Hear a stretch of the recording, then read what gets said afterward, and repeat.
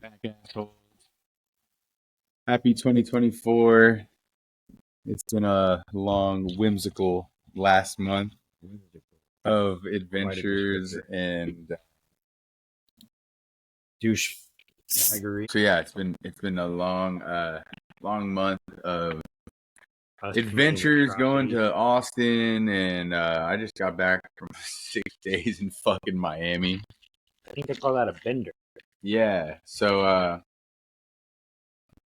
we've been a little lazy. I wouldn't say lazy. We're just, gathering life experience so that we can continue to bring you guys some fun,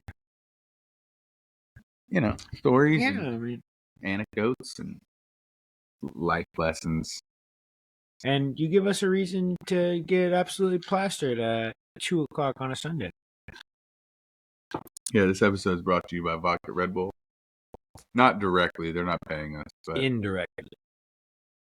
But I've had a couple of them. Also, I didn't eat the candy. I'm excited. Oh, yeah, we did put some Nerds clusters in there because we're fucking 5 years old. When you give 5-year-olds alcohol, they find a way to put Nerds clusters in them. So shout out Nerds clusters. Shout out Nerds clusters. Shout out Jalid. Jalid, could you throw me that can of Zins? We're going to need a couple Tucker Carl Zins by the end of this, I reckon. Holy shit. Jalid's got a cannon. Jerry just threw more passes than Aaron Rodgers did for the Jets all season.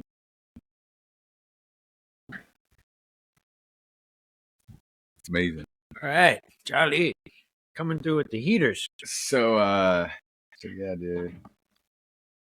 Fuck, man. It's been some adventures, dude. Yeah, it's been adventurous. There was points where we had no clue how or by what means we would accomplish the next part of the adventure, and we pulled through every time. Yeah.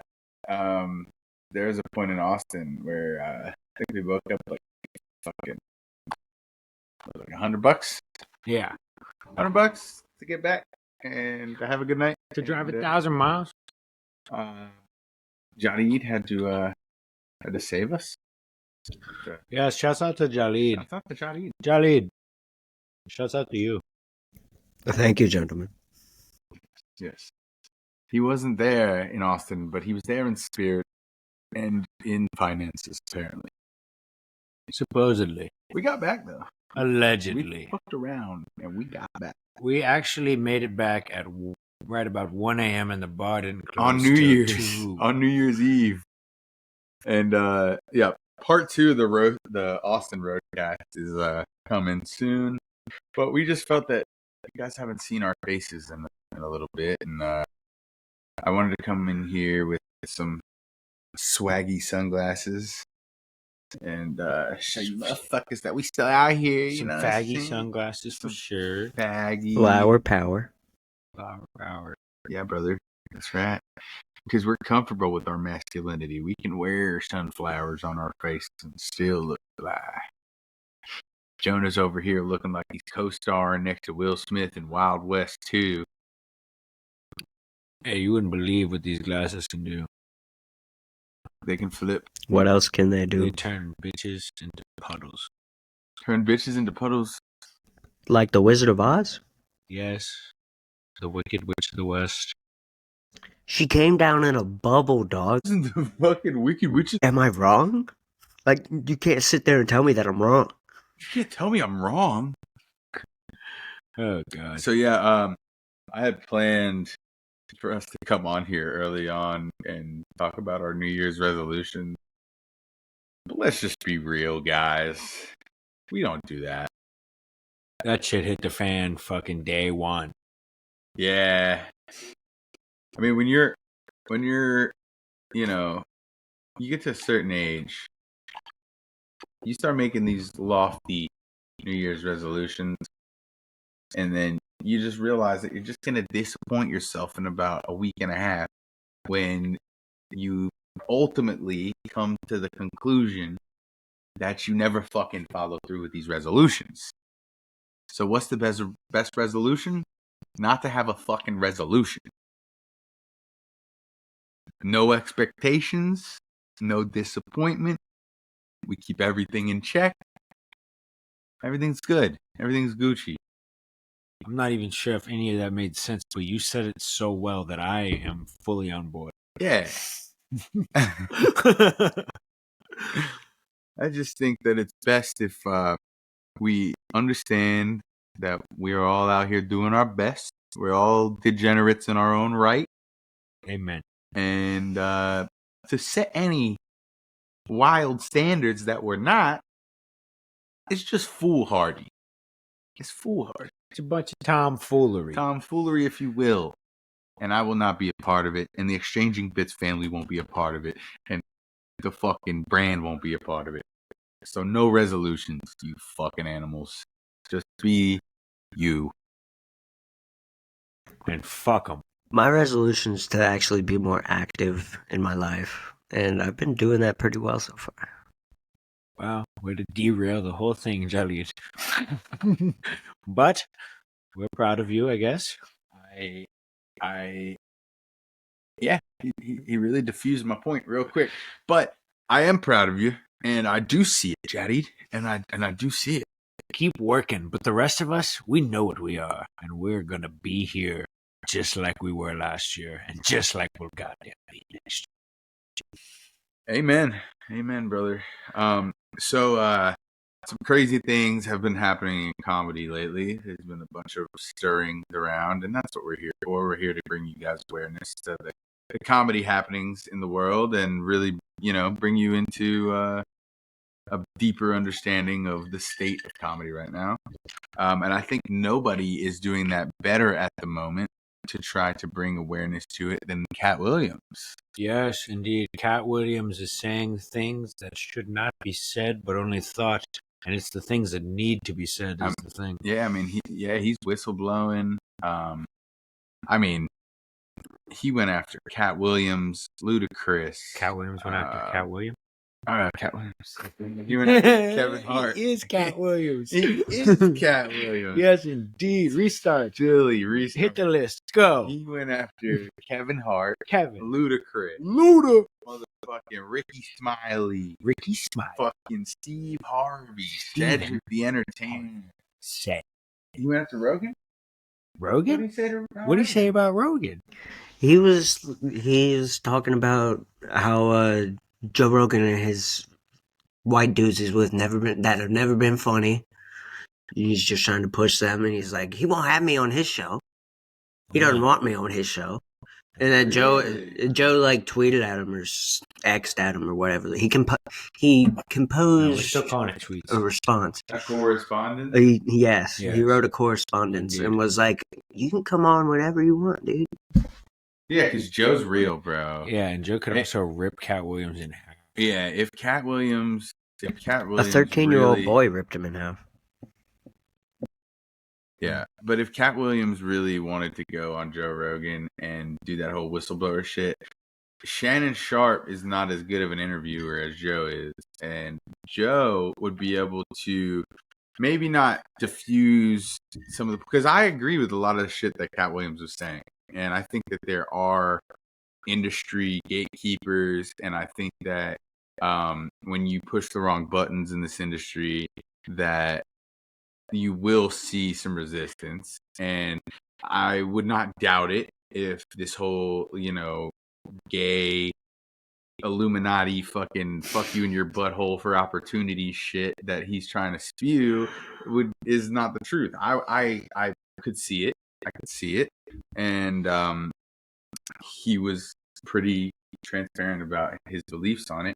But I just think that if he went on Joe Rogan and he wanted to have those same conversations that he had, Joe is a little bit more knowledgeable about the entertainment industry, whereas Shannon Sharp is a football player. And Joe first is just an advocate for the truth. So no matter what it came down to, Joe would be the devil's advocate in cross-pointing everything that he's saying, whether he believes in it or not, just so that the viewers can get a better scope of what's going on. So I hope that he does go on Joe. I hope that Joe invites him to the show. Indeed. I hope he fucking brings him on, because I think it'll be good for all of us fans. But yeah, the funniest shit about it is that about Cedric the Entertainer stealing Katt Williams' jokes. Yeah. He stole Katt Williams had a joke where he basically like pretended that he was in a Cadillac, and he was like, you know, like he like it's a whole thing. We could pull it up. It's a whole thing. I'm drunk. So yes, sir. Let's put you to work. First pull up of 2024, dog.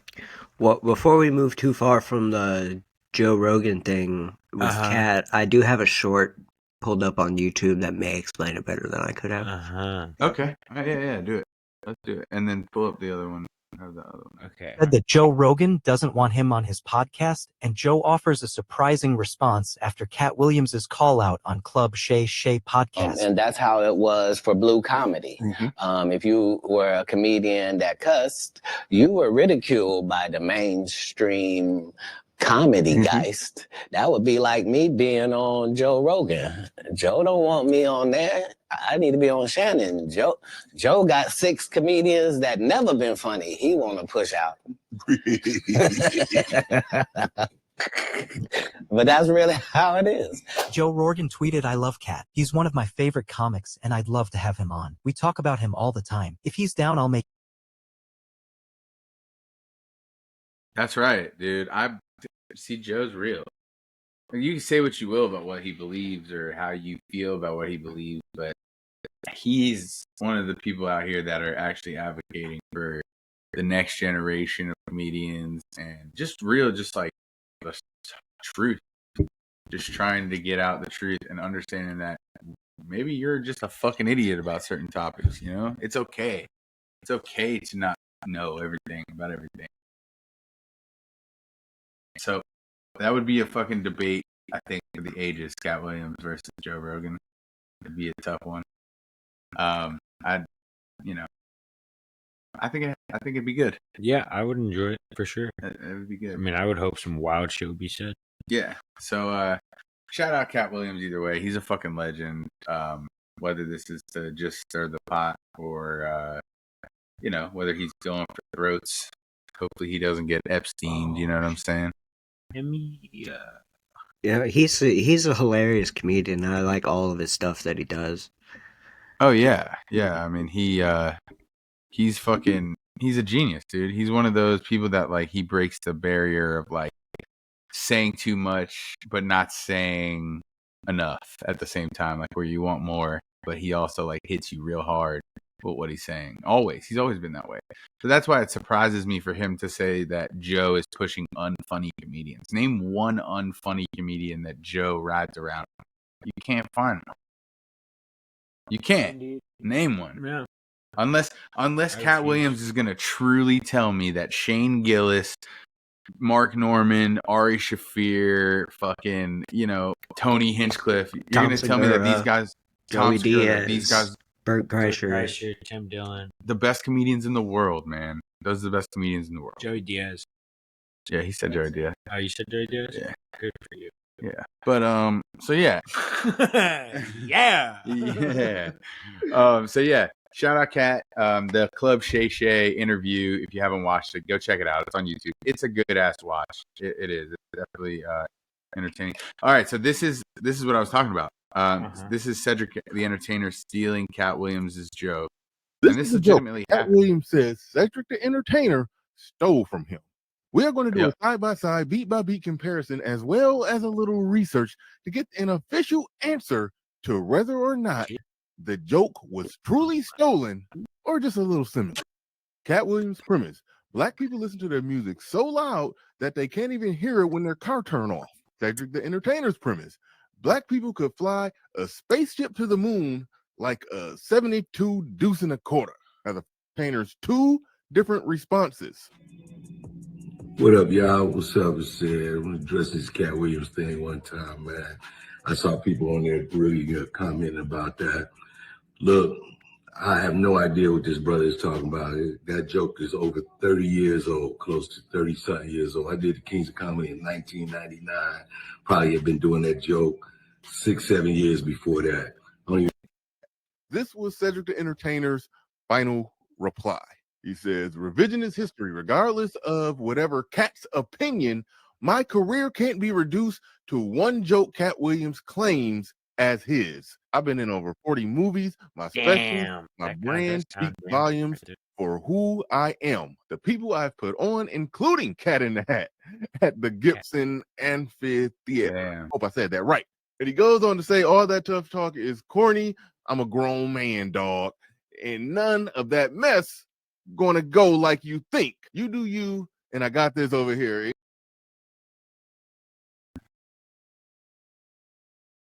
Not to shame Katt Williams anymore, but we shouldn't. Damn. Okay. Dude, pass that motherfucker dying, dog. So that just shows you, man. You really gotta see both sides of the fucking the aisle on this one, you know.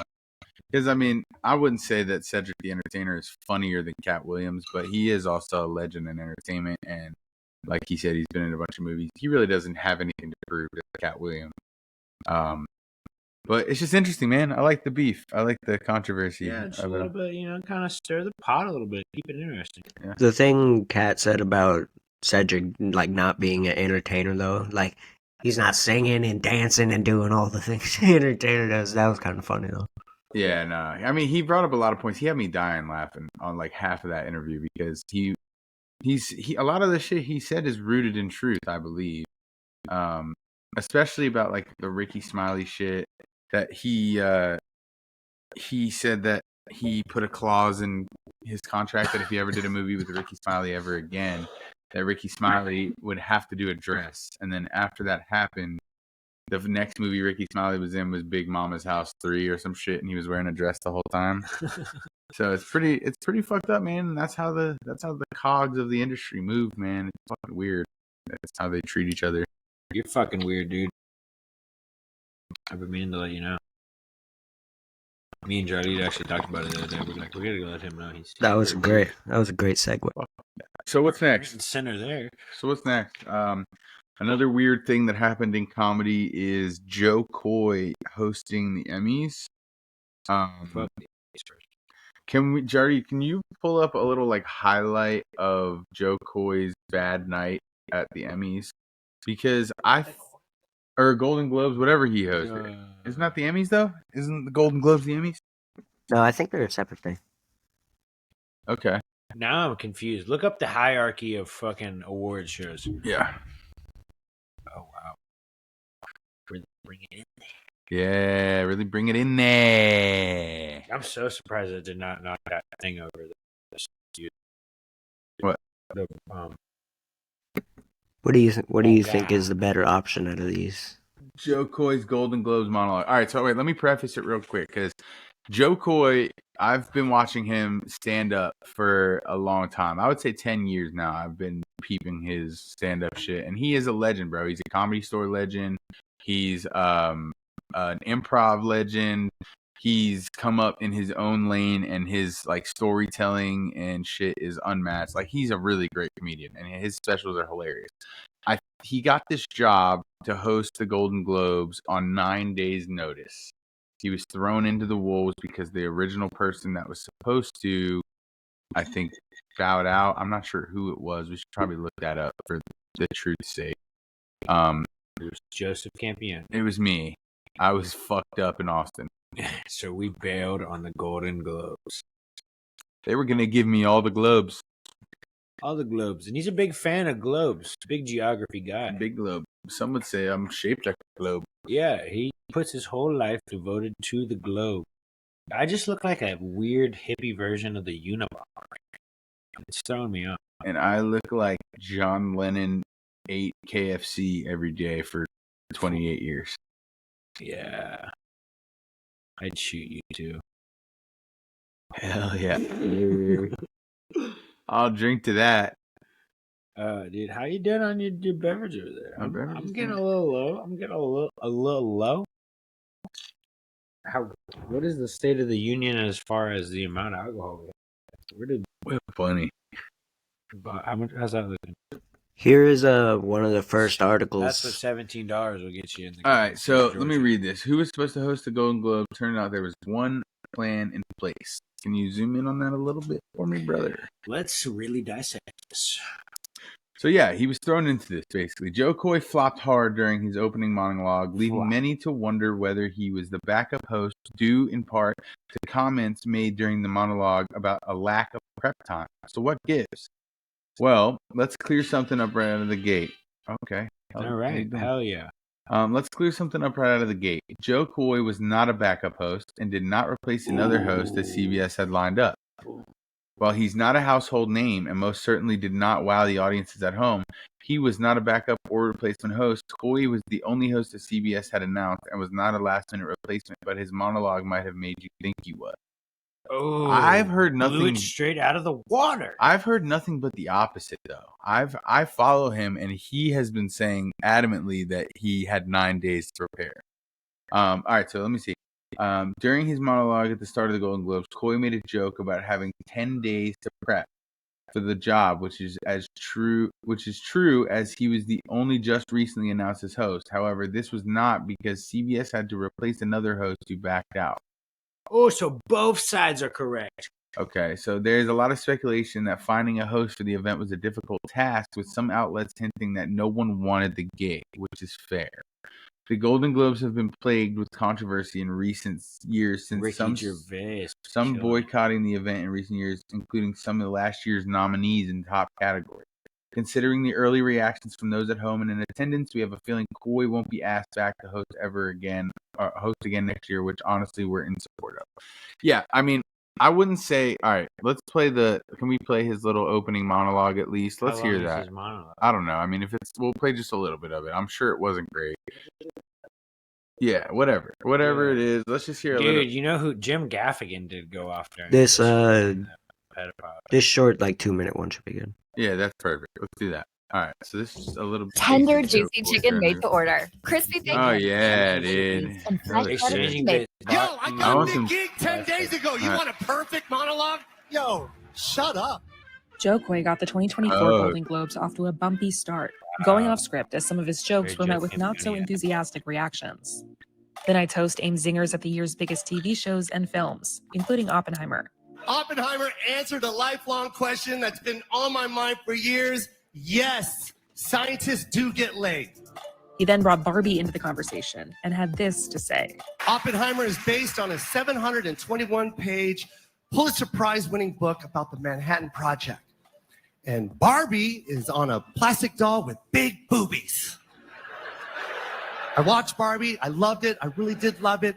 I don't want you guys to think that I'm a creep, but it was kind of weird being attracted to a plastic doll. It's just something about your eyes, Ryan. After the audience's response to his next Barbie joke, he suddenly went off script. The key moment in Barbie is when she goes from perfect beauty to bad breasts, cellulite, and flat feet. Or what casting directors call character actor. Yo, I got the gig That's not 10 that days bad, ago. You want a perfect monologue? Yo, shut up. You're kidding me, right? Slow down. I wrote some of these, and they're the ones you're laughing at. Joe went on to zing Robert De Niro, who welcomed a daughter last year. Your last performance has got to be your greatest performance ever. How'd you get her pregnant at 80? He also joked about the nudity in Saltburn. Well, Robert De Niro was laughing at that, so why is it a problem? I mean, where's your penis seated? If you haven't seen Saltburn, you probably have no idea what I'm talking about. So watch it. Then you'll understand what I was talking about. And then right after that, watch Barbie. And then you're going to be like, something's missing. And then watch Maestro, and you'll be like, oh, there it is. It's on Bradley Cooper's face. What? That's hilarious. And then, after a quip about Imelda Staunton's performance in The Crown, That's not that bad. He again pointed the finger at the other. That's good. Yeah. Go ahead and cut it, Johnny. All right. So honestly, if you're asking me, I think that he is catering to an audience that might not be the right one for his style of comedy. But for me, I'm not gonna lie, some of those jokes are funny. I think that they were pretty good, and a lot of the shit that he was saying about certain people, they panned to that certain person, and every time that person was laughing. Margot Robbie, Robert De Niro, Bradley Cooper. All the list goes on. I mean, it doesn't. That was really all I had, but.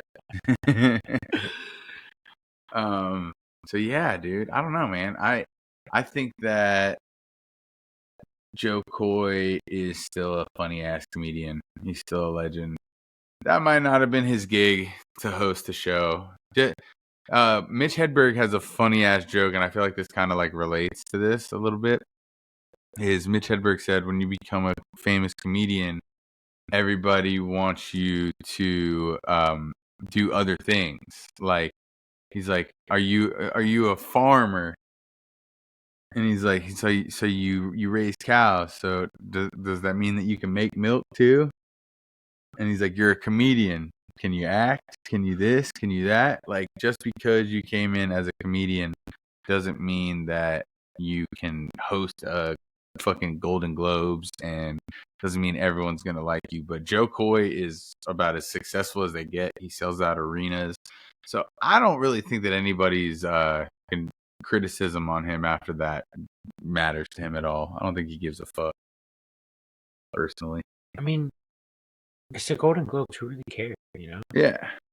So many people didn't even know that even had happened yet. No one gives a fuck. Those are fake awards anyway. Yeah, what the fuck? But it was just, you know, something going on. Something that's happening in the world. I just watched, this is off script. I didn't even write this one down. Here we go. I just watched Pete Davidson's new special. Yeah. It's hilarious. Uh-huh. You a fan? I don't mind.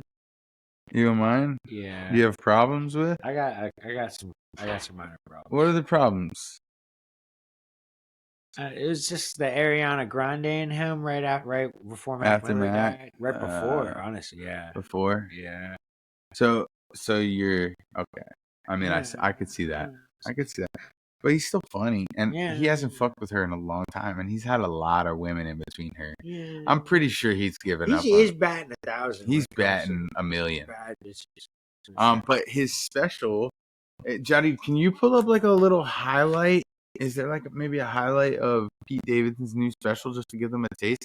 I'm honestly, like, I'm not gonna lie, I like Pete Davidson for face value. This special though really made me think, like, okay, he's honing his craft as a comedian. Like, his on stage, he's getting to the point where he can get his shit off, and it's dark, bro. There's some material where specifically where he's talking about fucking his mom because she hasn't had sex with anyone since his dad died. Does that shit say 237? Yeah, dog. Fuck.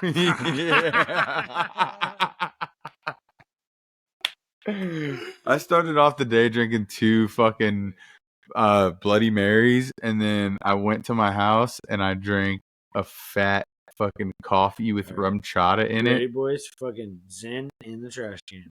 Zen in the trash can. Boom. Nope. Not close. Complete mess. Not even near it. Not even kind of in the spectrum of the realm of where the trash can was. How far off is it? I mean, it's at his desk. It might even be You're on at his least desk. like 3 feet away. 3 feet off. All right. But you were only shooting from like 8 feet. Right. And that's why we call him the fact checker. Jared's out here spitting facts, my boy. The chair. Also, is this the special you're talking about? What is this? It's Turbo Fonzarelli. Yeah, play a little fucking thing. This is the Netflix fucking teaser. Coming January 9th. A Netflix comedy special. Pete Davidson is Turbo Fonzarelli.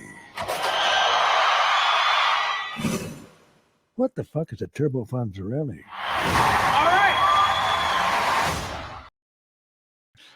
See, can you find like a little bit more? See if there's like any of the bits. I don't know. Yeah, I can look.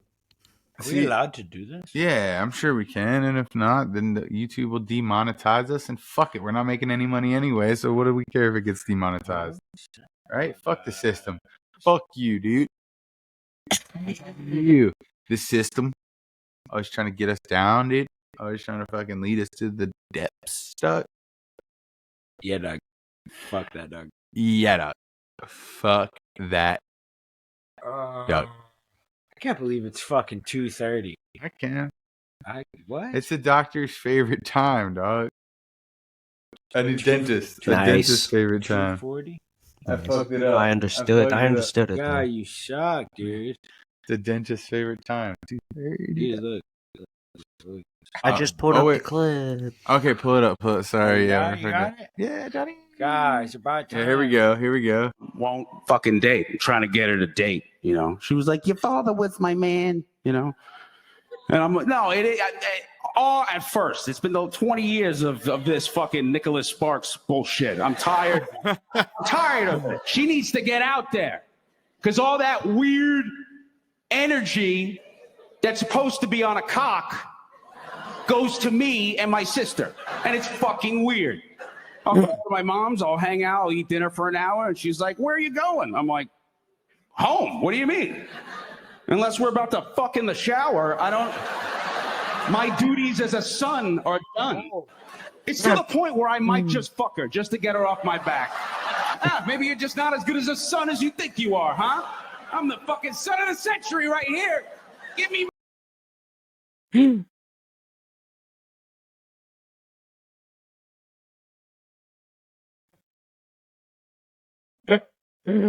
Yeah, dude. So he's definitely. I mean, look. Everybody knows I have a dark sense of humor. I think I've set that precedent since day one. Good lord. But the fact that he's taking those chances to tell those jokes is crazy for the. I want to say the sport of comedy. The sport. Do it for the sport, for dude. the culture. Do it for the culture, for the bro. culture. Because we need it. We need motherfuckers just doing that shit. That shit's hilarious. The only time I ever want to joke about my parents is when they're dead. So there's part of me that's just like, God, come on. Yeah. What the fuck? I mean, that was dark, Jared. Jeez. But no, let him bask in it for a minute. That's what I was thinking about. All right, we're back. Baskin Robbins. Better help. All right. So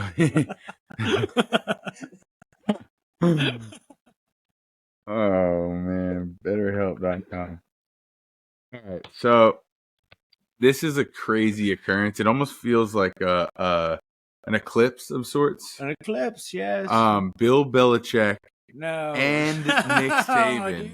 Bill Belichick and Nick Saban are both reportedly retiring, right? They're both exiting shitty situations. I think fucking Saban retired and Belichick just got laid off. Belichick just got laid off and just got the graces because he's the greatest coach of all time to say that I'm leaving and I'm retiring. But look, he's interviewing with the Falcons, and the Falcons are about to be stuck with this fucking guy. Yeah, buddy. The last jet that mattered in the NYC was the one that hit the fucking South Tower. Wow. I'll tell Seth MacFarlane that you stole that from him. He'd be pretty proud of me for using Yeah, it was probably one of his writers. Yeah, you're probably. Yes. Took a dick. He was on your side. How about You no? were on my side? He was on I your can't side. fucking hear him because my fucking shit is fucked up. I mean, it's completely like. Yeah, I mean, I'm sure that Seth is a little bit removed from Family Guy at this point. Well, honestly. But yeah, so what do you think? What do you think about it? Like, how do you feel going into next season? I do not want Bill Belichick. No, not that. Alabama about Nick Saban. Alabama? What the fuck is Alabama? You think that they're just gonna Alabama? You think they're just gonna fall into the abysmal, nothingness of college football landscape? Nothingness. So probably like mediocre to probably lose a game or two every year, maybe 3 some years, and then it'll be like, oh shit, they're really fucked when they lose 4 games in 1 year. Oh, that's gonna be some shit. I just realized there's football on in like 30 minutes. 30 minutes. We gotta watch some football, right? Playoff. Mentos. Should we put in a fucking Parleezy? Should we FaceTime Blue on this fucking podcast right now and see what he's talking about on parlays right now? Welcome to the new segment of the podcast. It's called Blues Bets. All right, hold up. If he picks up, we're gonna give you guys the lock of the fucking century. Yeah, you better lock it in. This is for the boys. I'm dropping this episode tonight with no editing. No editing at all. Because that's how we do it now. All right, let's get him. It's so much easier for all of us that way. Blue. Let's see. Benji's. How? Here we go. Oh, wait. I don't know if my phone just took the AirPods. Oh. Your phone take the AirPods? Yo. What are you doing? You're sleeping? We're live on the podcast right now, huh? Yo, what up? What up, folk? We fucking hammered. We were calling to see what parlays you got going tonight for the culture. For Blues bets of the week. Huh? Lions Chiefs? Lions Chiefs, you heard it here. I do this shit in my sleep. Have you recovered yet from our fucking 5-day bender? Me neither. Damn, dog. You should probably recover. You retired. Well, I don't believe that for a second. He'll be back. He's like fucking Brett Favre with that retiring shit. Well, we had a good run. All right. Well, you heard it here first. Lions Chiefs from Blue Benji. I thought it started at 3. 2:30? Oh shit. I can't even feel my fucking face, brother. All right. I'll call you after this. Where's your mom texting me? My mom? Yeah, your mom. What'd she say? You know what your mom said? What? You know what your mom texted me? What? She said, "Any weed?" Question mark. Any weed? My mother? Yeah. The mother of me? The mother of you and your siblings. The lifeline, the one that brought me into this world, is asking you for marijuana? That's ridiculous. Oh my gosh. That tasted awful. Yeah, dude. It smelled awful. Kind of tasted sour. Oh, dude. Me and Jalid drank a fucking Awful. Warhead edition. Awful. 4 Loko. Sour Loco? Yeah. How was Warhead Sour Loco. It wasn't sour at all. 13.9%. It was pretty bad. It was bad? It was better than most 4 Locos, though. I will give it that. But yeah, it was. I mean, Jalid was getting nice and a little lit, honestly, off it. I had already, been on some PEDs, so it hit me like a ton of bricks. Some PEDs. So you're taking steroids now. Yeah, I mean, on the low, a little bit of test.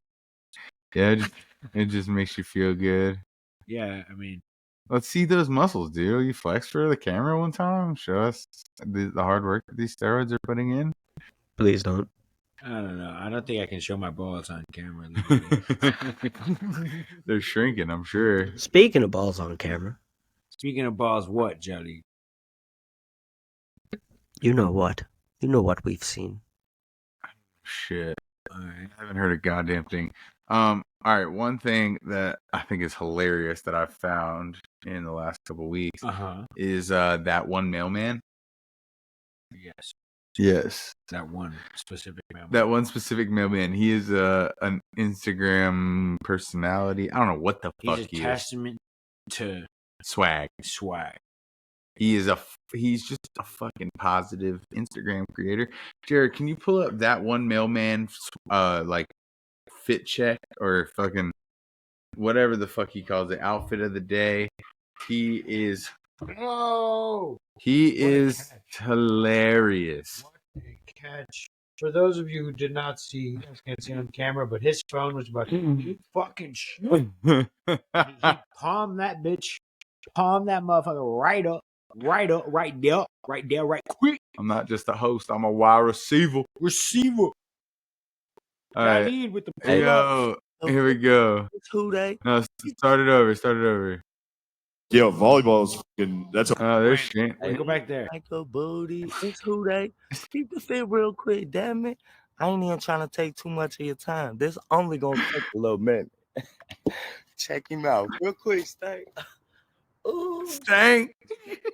Yeah, I'm gonna do it for you every fucking Sunday, Saturday, who day. That's what it is, Stank. I know y'all love that little hat right there, that little tan. Stank, I love that motherfucker too. Hold on.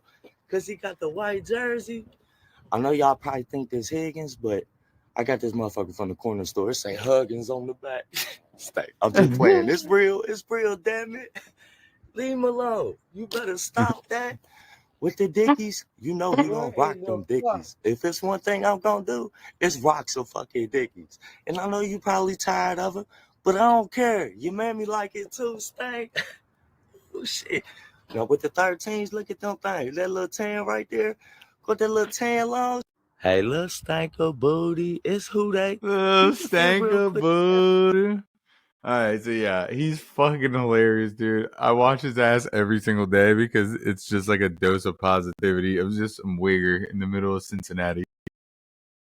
That I feel like kind of made me dumber as a person. Yeah, but wasn't it great? Didn't it just feel enjoyable?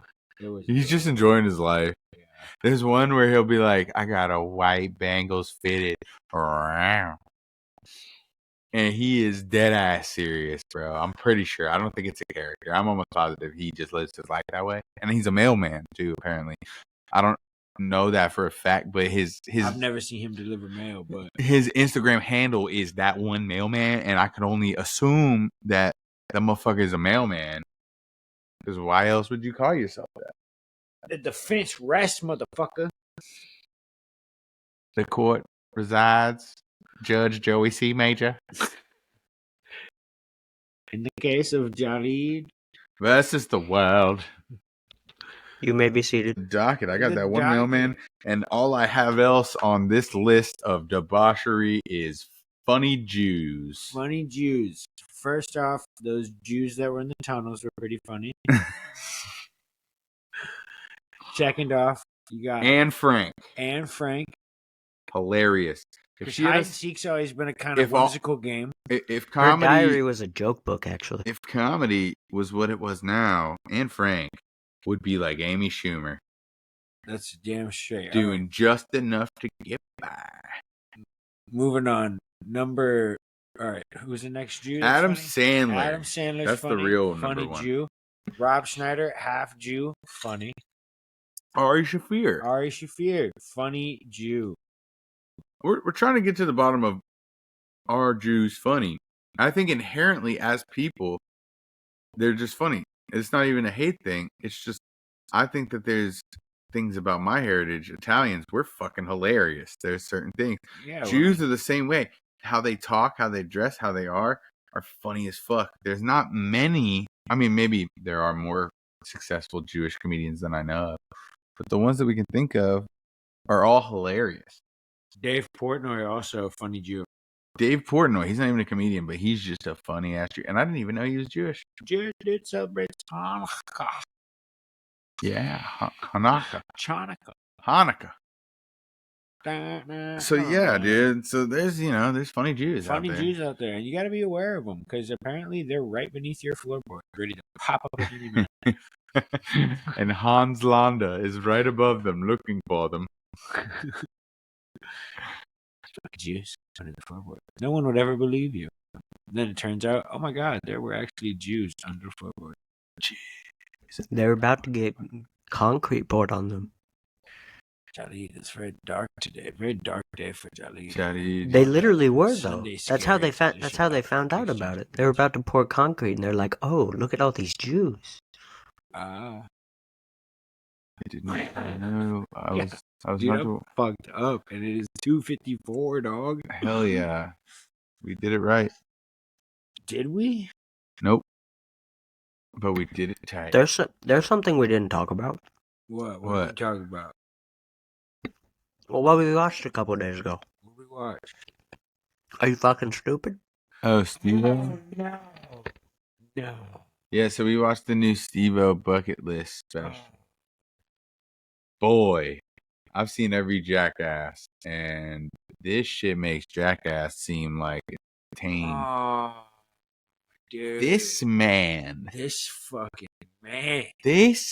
got a motherfucking vasectomy. Oh, on camera. And we watched that shit. No censor. I watched them snip his ball sack twice. You gotta do it on each one. And then, as if that wasn't enough, this man gets on a horse with no saddle. Still bandaged from the hospital. Just rides around. And Chris Pontius is punching him in the nuts. and he's just going through all types of ball torture.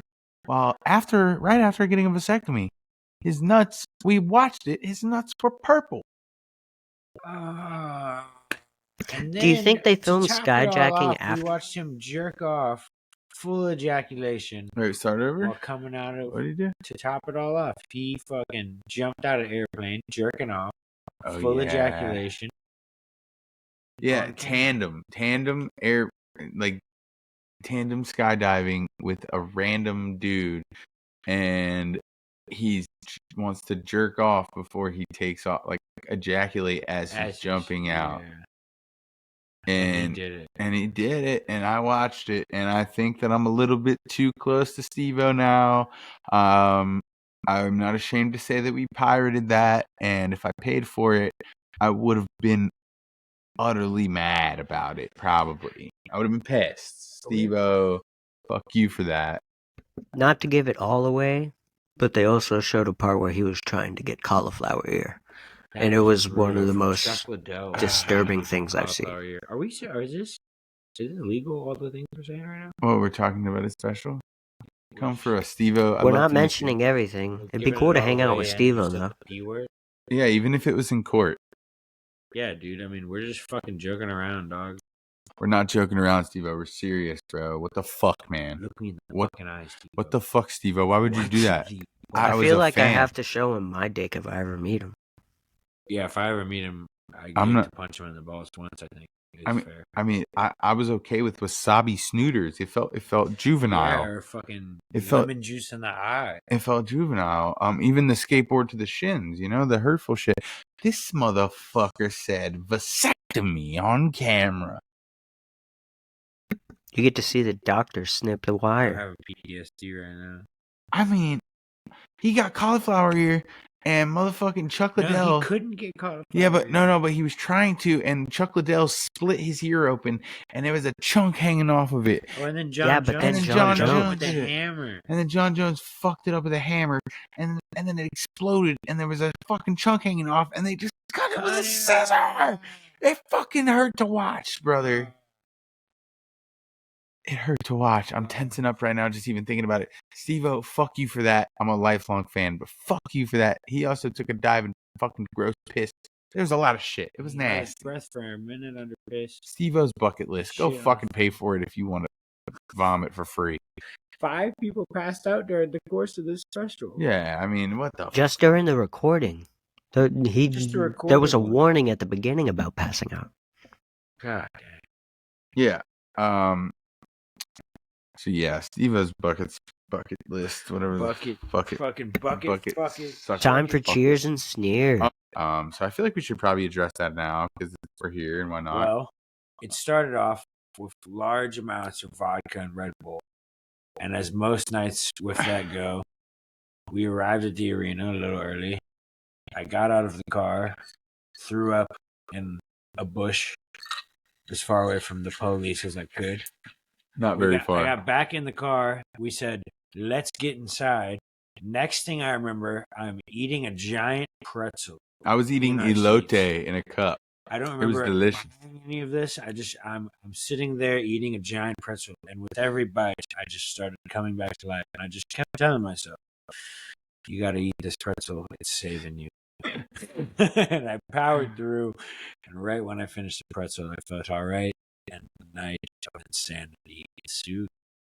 Yeah, all I'll say is that I watched hundreds of Kill Tony episodes, and there is nothing like seeing that shit live. Yeah, it was fun. It was epic, man. Even the worst of the worst comedians that went up was just like, it was so fun to be a part of their downfall. If that makes sense. It's beautiful. I mean, the first woman that went up. I mean, this episode hasn't even dropped yet for the public. I don't even think it's going to for like 2 weeks because Tony's a smart businessman and he still wants people to pay for the streams. Yeah, and just suck his dick a little more. Tony would definitely be open to it. He probably would be, right? But yeah, so it was fucking dope to see live. I'm also hyped about my boy Casey Rocket getting more opportunities on Kill Tony. Rocket Man. He's hilarious. If you have not seen, can you pull up a little Casey Rocket? Yeah, just a pull up bit. his last set from Kill Tony, because it's really great, and I think that more people need to fucking see it and see. Dude, this kid comes from Forsyth County. I used to go to fucking kegger parties with this man at Stephanie Barcelow's house. If any local Forsythians name dropping Stephanie Barcelow, she used to have some fucking bangers in this fucking. It was like an abandoned farmhouse. Fucking, I don't even know what it was, but we would throw ragers, bro. And so I remember her little brother's best friend or good friend. We're getting deep. Yeah. And it was just this kid with curly hair who was always just like funny and quirky, but I was always like, what the fuck is he on? He's always talking about Grimace and fucking weird shit and on Adderall probably, like we all were. And then years later, you know, I just see that he's doing comedy and I'm like, okay, that seems like a fucking dope outlet for him. And now this man has moved to Austin. He's branded as an Austin comedian and he's been on Kill Tony twice or 3 times now, and every time he goes on, Tony shows him so much love. So yeah, this is him. This is Casey Rocket, local comedian. The one and only Austin's own Casey Rocket.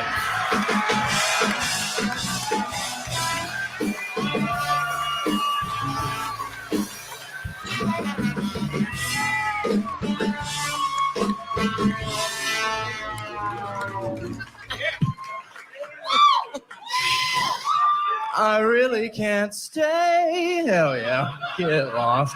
Real trap shit. Come on now. Get out of here. I got to get out of here. At midnight, I turn back into Kirsten Dunst, so just got to keep moving. Peter, please. Get real. Big Uncle Ben crowd. Out of here. Come on now. I'm just popping it. I got nothing to lose. Hell yeah. No, I got to get out of here. My buddy found some original Oxycontin in his attic last night, so we're going to get faded and watch Yao Ming highlights later. Should be badass. He moved good for a big man, don't he?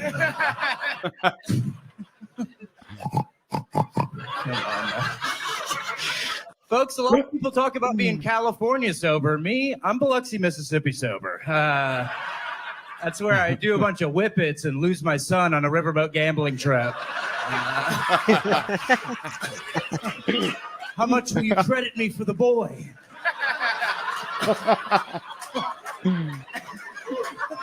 It's okay. Go with the nice man. Get real. I got to get out of here. I promised my buddy I would do jihad later, so I got to get going. Get out of here. He's so off the cuff, youngest dude. guy around. ADHD comedy. Just being brave. Oh, sorry about that. Red peppers. All right, we're doing good.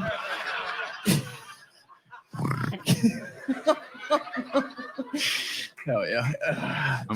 Never meet your heroes, folks. We all know the Lorax speaks for the trees. Party. But in 2007, I saw him say the N-word. Okay.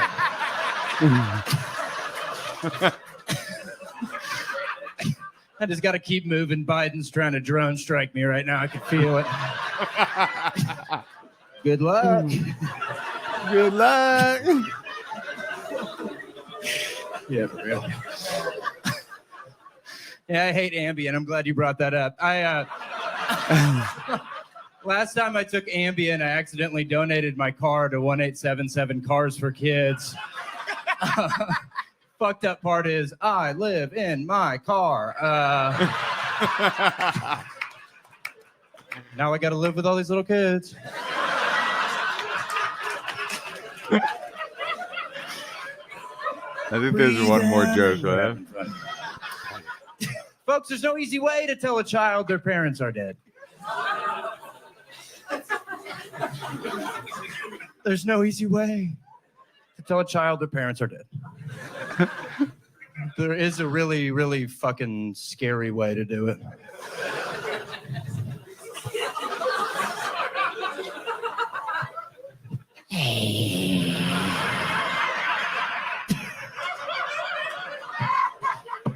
Get over here, goofball.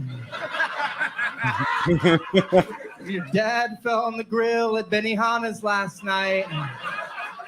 Thought he was going to pull through, then they brought out the onion volcano. Okay. He's fucking dead. Hell yeah. All right, I lost my hat. That's good. That's good. Casey Rocket is fucking hilarious. He's it's funny because like a lot of comedians will go and kill Tony, and like Tony will give him a nice intro, but like every time that Casey comes on the show, Tony will be overly just like this guy. He said in this last episode he would have Casey he would bury anybody on the coast in comedy. That's huge. Huge. So yeah. Fucking shouts to Casey Rocket. Shouts out to Name Casey is Rocket. Huge Anus. What's that mean? Huge Anus. My name is Hugh Janus. Huge Anus. Jared does have a huge anus for those who do not know at home. All right, so ladies. So we missed you guys. It was way too long. We're gonna try not to deprive you guys of our faces for too much longer. We're about to get back to the grind. Except me, I'm not on camera. Yes, we know you're not on camera. Yeah, that's tactical. Yes, very tactical. Spec op shit. You have to pay for Jetty. But I'm not gonna lie, I gotta go break the seal, and I need to smoke a cigarette because I'm hammered and it's 3:00. Yeah, dog, and I need to check on like some snacks. Yeah, dog. So we love you assholes. As always, go fucking subscribe and like and follow. Go watch the Roadcast. I got part 2 of the Austin Roadcast coming soon. Roadcast. We love you guys. We're about to be bringing you a bunch of fucking dope content in 2024. So just fuck with us, man. Anything else, boys? Be safe out there and watch out for the Apache. They will attack you savagely. When's the last time you spoke to your grandfather? You should probably send him this episode. Yes, and text your mother after this and tell her I said she has nice tits. If your mother's single, send them Jetty's contact info. It's 911.